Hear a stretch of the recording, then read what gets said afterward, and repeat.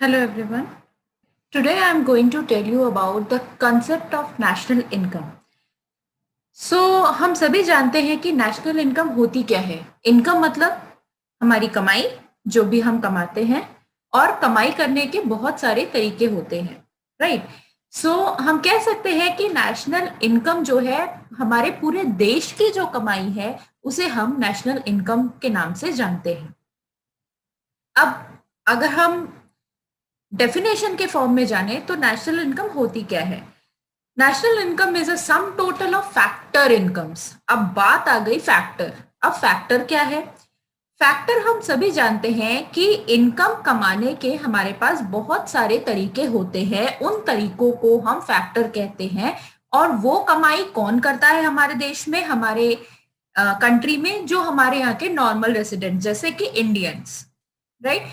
In of an accounting year. Accounting year मतलब एक साल का जो टाइम पीरियड होता है, उस टाइम पीरियड में जो भी कमाई हमारे देश में आ रही है किसी भी प्रोडक्टिव एक्टिविटी के थ्रू, प्रोडक्शन और सर्विसेज के थ्रू, उसे हम फैक्टर इनकम्स कहते हैं बाय द नॉर्मल रेसिडेंट्स। अगर हम फैक्टर इनकम की यहाँ बात करें तो कंपनसेशन ऑफ द एम्प्लॉयज जो है, हमें हमारे पास जो लेबर्स होते हैं, जो एम्प्लॉयज होते हैं, उनके लिए हम कुछ ना कुछ कंपनसेशन उनको देते हैं उनके काम के बदले में।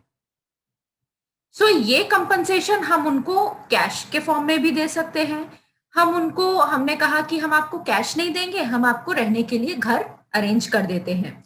वो भी हमारी एक कंपनसेशन ही है जो कि हम दे रहे हैं एम्प्लॉयज को, जो कि हम कैश में नहीं दे रहे हैं, लेकिन एज अ सर्विस हम उनको प्रोवाइड कर रहे हैं। तो उसकी जो कॉस्ट होगी वो भी कंपनसेशन ऑफ एम्प्लॉयज में जुड़ेगी।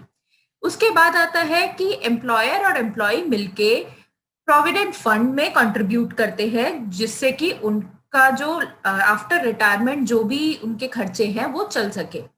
वेजेस, जो भी थोड़ा सा पढ़ा लिखा एम्प्लॉय होगा उसको सैलरी मिलती है, और जो भी नॉर्मल फिजिकल वर्क करने वाले लोग होते हैं उनको वेजेस मिलती हैं। पेंशन भी आफ्टर रिटायरमेंट प्लान के लिए एम्प्लॉयर और एम्प्लॉय दोनों मिलकर के एक पेंशन फंड खोलते हैं और उसमें कंट्रीब्यूट करते हैं। उसके बाद आती है और कहाँ से हमें पैसे मिल सकते हैं और कहाँ से हमारी कमाई हो सकती है। नेक्स्ट आता है रेंट। हमारे पास कोई खेत है या हमारे पास कोई प्रॉपर्टी है, हमने उस पे रेंट चढ़ा दिया, और या फिर हमने किसी प्रोडक्शन एक्टिविटी के लिए कोई लैंड हमने या फैक्ट्री है, कुछ भी रेंट पे लिया है, और प्रोडक्शन प्रोसेस के बाद हमें उसका रेंट पे करना पड़ेगा। नेक्स्ट है हमारा इंटरेस्ट। भाई अब हम प्रोडक्शन कर रहे हैं तो हमें पैसे तो चाहिए। पैसे होने के लिए हम बैंक से लोन लेते हैं या कहीं से शेयर्स खरीदते हैं या कुछ भी करके हम पैसे जुटाते हैं, और उस पैसे के बदले में हमें इंटरेस्ट देना पड़ता है। वो भी एक तरीके का हमारा फैक्टर इनकम हो जाता है। नेक्स्ट आता है हमारा प्रॉफिट। अब सब कुछ करने के बाद, सारा सामान बनने के बाद, पूरा प्रोडक्शन प्रोसेस होने के बाद, ये सारा रेंट, कंपनसेशन, इंटरेस्ट सब कुछ पे करने के बाद जो भी अमाउंट बचता है वो होता है हमारा प्रॉफिट। अब इस प्रॉफिट में से depend on the employer, depend on the entrepreneur, depend on the businessman कि वो उस पैसे को कितना खर्च करेगा, उसको रिनोवेशन के काम में लगाएगा या उसको सेव करेगा फर्दर किसी प्रोडक्शन प्रोसेस के लिए। प्रॉफिट जो है हमारी, और दूसरी एक और चीज आ जाती है, अगर हमारे बिजनेस में शेयर होल्डर्स ने शेयर खरीदे हैं तो हमें उस प्रॉफिट का शेयर हमारे शेयर होल्डर्स को एज अ डिविडेंड भी देना होगा। जहां पे डिविडेंड, रिटेन अर्निंग, सेविंग्स की बात आती है, वो हमारे प्रॉफिट का ही एक पार्ट होता है।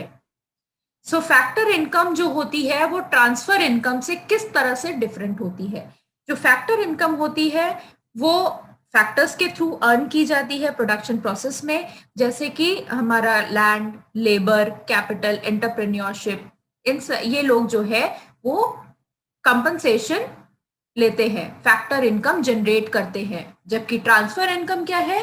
ट्रांसफर इनकम जैसे हमने किसी को गिफ्ट दिया, चैरिटी दी, हेल्प किया, डोनेशन दिया, ये सारी चीजें हमारी ट्रांसफर इनकम कहलाती है, जो कि अर्न नहीं की जाती है, कोई अपनी इच्छा से हमें दे रहा है। ट्रांसफर इनकम को इसीलिए हम नेशनल इनकम के कैलकुलेशन में इंक्लूड नहीं करते हैं, हम ओनली नेशनल इनकम के कैलकुलेशन में ओनली फैक्टर इनकम्स को ही कैलकुलेट करते हैं। अब बात आती है नॉर्मल रेसिडेंट होता कौन है।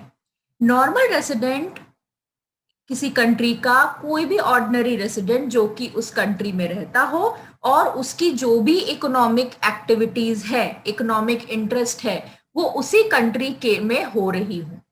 सो अगर हम कहें कि ऑर्डिनरी रेसिडेंट कौन है, सो ऑर्डिनरी रेसिडेंट वो पर्सन है जो 1 साल या 1 साल से ज्यादा किसी कंट्री में रहता है, और इसमें वो भी आते हैं जो इंडियंस है, मतलब जो हमारे यहाँ के सिटीजन है, और जो हमारे यहाँ के कंट्री के सिटीजन नहीं है, जो बाहर से हमारे यहाँ के काम कर रहे हैं और 1 साल या 1 साल से ज्यादा के लिए वो रह रहे हैं।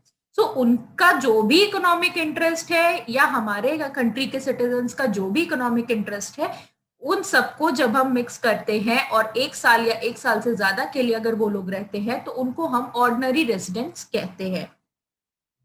अब बात आती है किस तरह की इकोनॉमिक इंटरेस्ट होने चाहिए हमारी कंट्री में 1 साल के दौरान, 1 साल या 1 साल से ज्यादा के दौरान। तो इकोनॉमिक एक्टिविटीज में जैसे कि प्रोडक्शन, वो जो भी प्रोडक्शन प्रोसेस कर रहे हैं उसकी जो भी अर्निंग आ रही है वो हमारे यहाँ आ रही है, जो भी इन्वेस्टमेंट कर रहे हैं उसका जो प्रॉफिट आ रहा है वो हमारे यहाँ आ रहा है, जो भी कंजम्पशन कर रहे हैं वो भी हमारे यहाँ से ही कर रहे हैं। सो जो कुछ भी हो रहा है वो कंट्री की बाउंड्री के अंदर हो रहा है। सो ऐसे रेसिडेंट को हम ऑर्डिनरी रेसिडेंट के नाम से जानते हैं। Come to the point, domestic income और नेशनल इनकम क्या होती है। डोमेस्टिक मतलब हमें पता है घरेलू, और नेशनल इनकम मतलब राष्ट्रीय।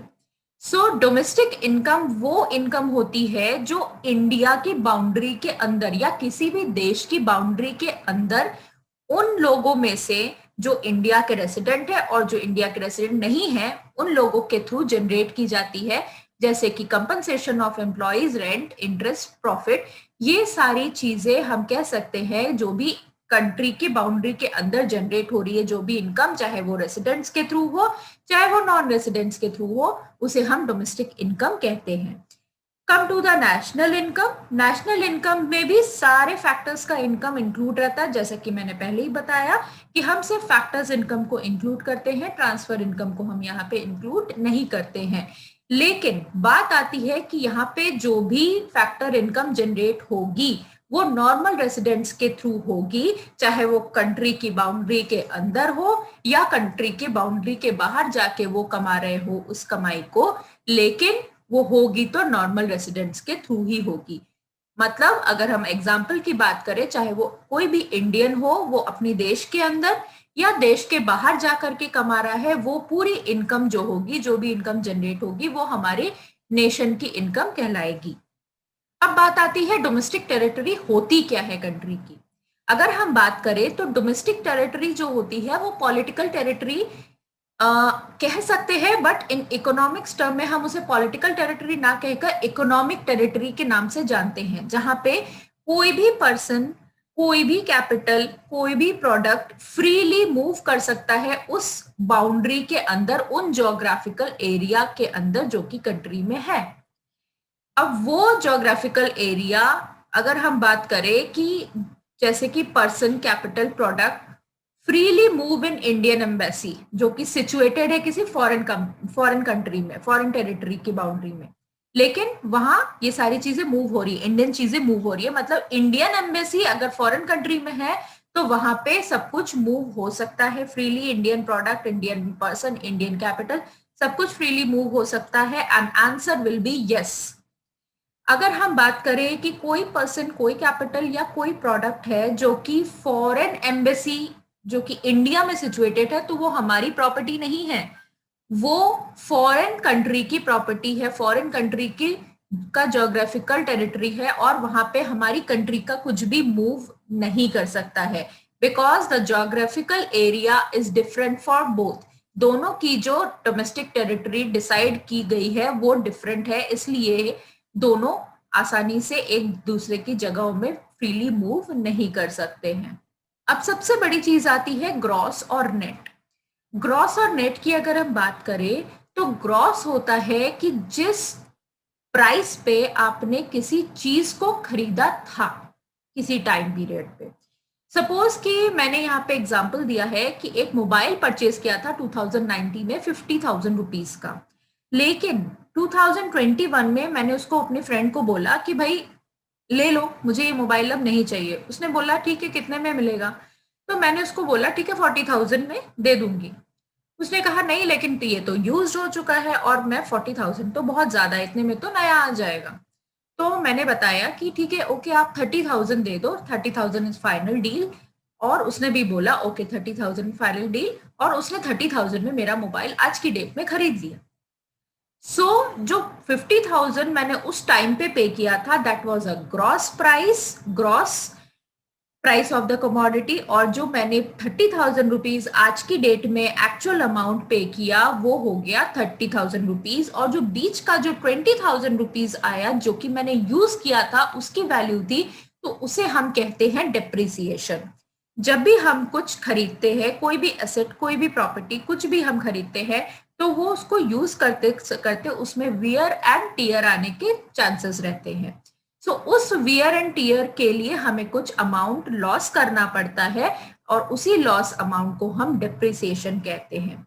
तो सिंपल सी बात है, जब भी हमें फॉर्मूला मिलता है ग्रॉस और नेट को चेंज करने का, अगर हमें ग्रॉस को नेट में चेंज करना है, क्योंकि ग्रॉस में ऑलरेडी डिप्रिसिएशन होता है, तो हम उसमें से डिप्रिसिएशन अगर निकाल देते हैं तो वो हमारा नेट आ जाता है। और अगर हम नेट में फिर से डिप्रिसिएशन को जोड़ते हैं तो वो हमारा ग्रॉस बन जाता है। ये एक कन्वर्जन रूल है। अब बात करते हैं हम नेट इनडायरेक्ट टैक्स की। तो net indirect tax refers to those, मतलब गवर्नमेंट के थ्रू इम्पोज किया गया वो टैक्स जो कि हमें अपने प्रोडक्शन, सेल ऑफ गुड्स और सर्विसेज पे देना होता है। ओके जैसे कि किसी प्रोड्यूसर ने कुछ प्रोड्यूस किया, हमने, या फिर हम कह सकते हैं कि हमने मूवी देखी, मूवी देखने के बाद हमने मूवी टिकट पे टैक्स दिया, मतलब मूवी बनाई किसी ने और टैक्स हमने दिया, क्योंकि लास्ट कंज्यूमर हम थे उस मूवी के लिए। हम कह सकते हैं कि जैसे कि जीएसटी है, एक्साइज ड्यूटी है, टैक्स देने से हमारी इनकम का अमाउंट जो है वो बढ़ जाता है, वो हमें ज्यादा देना पड़ता है। और सब्सिडी होने से जो चीज हम खरीदते हैं उसकी रेट कम हो जाती है, क्योंकि गवर्नमेंट जो है एक फाइनेंशियल असिस्टेंस प्रोवाइड करती है। For example LPG cylinder in India, अगर हम बात करें तो एलपीजीज में जब हम सिलेंडर खरीदते हैं तो उसका एक छोटा सा अमाउंट जो है वो गवर्नमेंट प्रोवाइड करती है, और बाकी अमाउंट हम पे करते हैं। मतलब एक्चुअल प्राइस जो है एलपीजी सिलेंडर की वो रिड्यूस हो जाती है हमारे लिए, क्योंकि उसका थोड़ा सा पार्ट जो है वो गवर्नमेंट पे कर रही है। हम इनडायरेक्ट टैक्सेस में से जब सब्सिडीज को हटा देते हैं तो वो हमारा नेट इनडायरेक्ट टैक्स बन जाता है। नेट मतलब सब कुछ निकालने के बाद जो भी बचता है, दैट इज कॉल्ड नेट। अब बात आती है factor cost and market price की। फैक्टर कॉस्ट मतलब जो फैक्टर ऑफ प्रोडक्शन में जो कुछ भी फैक्टर्स यूज हुए हैं, उससे हमारी कॉस्ट ऑफ प्रोडक्शन मिलके आती है। जैसे कि एक पेन अगर 8 रुपए में बन के तैयार होता है, तो उसमें हमारा 8 रुपए के अंदर हमारा रेंट भी होता है, कंपनसेशन ऑफ एम्प्लॉयज भी होता है, इंटरेस्ट भी आ जाता है और प्रॉफिट भी आता है। हम ये नहीं कह सकते कि इसमें प्रॉफिट इंक्लूडेड नहीं है, इसमें प्रॉफिट इंक्लूडेड है, because that is a factor cost. अगर हम मार्केट प्राइस की बात करें तो उसी 8 रुपए की पेन को जब मार्केट में लाते हैं और वो 10 रुपए में बिकती है, जो 2 रुपए है उसका हमें टैक्स देना पड़ता है। हम कह सकते हैं कि ये जो प्राइस है, मार्केट प्राइस हमारी 10 रुपीज हो जाती है। अब हम बात करते हैं net factor income from abroad. अगर हम नेट फैक्टर एनआईएफए की बात करते हैं तो एनआईएफए मतलब factor income receive from abroad. वहां से बाहर से कोई बंदा अगर आकर के हमारे यहाँ पे काम करता है, हमारे यहाँ पे काम करता है, तो वो फैक्टर इनकम यहाँ से लेके अब्रॉड को जाएगा। हमने पे किया फैक्टर इनकम। हमारे यहाँ का कोई बंदा अगर बाहर जा करके काम करके कुछ अमाउंट लेकर के आता है, वो हमारी फैक्टर इनकम रिसीव हो रही है फ्रॉम द अब्रॉड। जो रिसीव हो रही है हम उसको रिसीव करेंगे, और जो देना है, पे अमाउंट है, उसको हम उसमें से माइनस कर देंगे, तो हमारा एनआईएफए निकल के आ जाता है, that is net factor income from abroad. Net factor income from abroad जो है वो हमारा पॉजिटिव भी हो सकता है, नेगेटिव भी हो सकता है और जीरो भी हो सकता है। क्यों? क्योंकि कभी हमने अगर 1500 रुपए हम वहां पे जाके किसी ने काम करके कमाए और यहाँ से कोई बंदा 1000 रुपीज ही लेकर के गया, तो हमारा जो net factor income from abroad है वो 500 रुपए ज्यादा आएगा, पॉजिटिव आएगा। अगर कोई पर्सन है जो कि 1000 रुपीज यहां से कमा करके लेके जा रहा है और वहां से हमें ज्यादा और वहां से जो आ रहा है वो 800 रुपीज लेके आ रहा है, मतलब हमारे यहाँ से 200 रुपए ज्यादा लेकर के जा रहा है, और दैट इज नेगेटिव। जीरो जब रिसीव्ड और पेड दोनों इक्वल हो जाते हैं, मतलब 1000 रुपीज वहां से भी आ रहे हैं और 1000 रुपीज हमारे यहाँ से भी जा रहे हैं, तो net factor income from abroad जो है वो 0 हो जाता है। ये net factor income from abroad जो है वो अब्रॉड से कई तरीके की चीजों से कमा सकते हैं, जैसे कि compensation employees, income from property और एंटरप्रेन्योरशिप, रिटेन अर्निंग या सेविंग्स। सो ये सारी चीजें हमारे यहाँ की net factor income from abroad कहलाती है, NIFA। And the last is the very important thing, conversion rule. जब हमें जैसे GDP से NDP पे लाना है या NDP से GDP पे लाना है, GDP एट मार्केट प्राइस से फैक्टर कॉस्ट पे लाना है, फैक्टर कॉस्ट से मार्केट प्राइस पे, डोमेस्टिक से नेशनल पे, नेशनल से डोमेस्टिक पे जाना है, तो उसके लिए कुछ कन्वर्जन रूल्स है। जैसे कि अगर हमें ग्रॉस से नेट पर जाना है, ग्रॉस से नेट पर जाना है, तो हम डेप्रिसिएशन को माइनस कर देते हैं और हम नेट को इजीली चूज कर सकते हैं। अगर हमें नेट से ग्रॉस पे जाना है तो डेप्रिसिएशन को ऐड करते हैं। अगर हमें नेशनल से डोमेस्टिक पे जाना है तो NIFA को प्लस करेंगे, अगर हमें डोमेस्टिक से नेशनल पे आना है तो NIFA को माइनस करेंगे। फैक्टर कॉस्ट से मार्केट प्राइस पे, क्योंकि हमें पता है फैक्टर कॉस्ट पे टैक्स नहीं लगता है, तो टैक्स को माइनस कर देते हैं। जब मार्केट प्राइस से फैक्टर पे जाते हैं तो नेट इनडायरेक्ट टैक्स को माइनस करते हैं, और जब फैक्टर कॉस्ट से मार्केट प्राइस पे आते हैं तो नेट इनडायरेक्ट टैक्स को हम प्लस करते हैं। Thank you. I think all the doubts are clear to you all. This is a very, very important chapter. Thank you so much.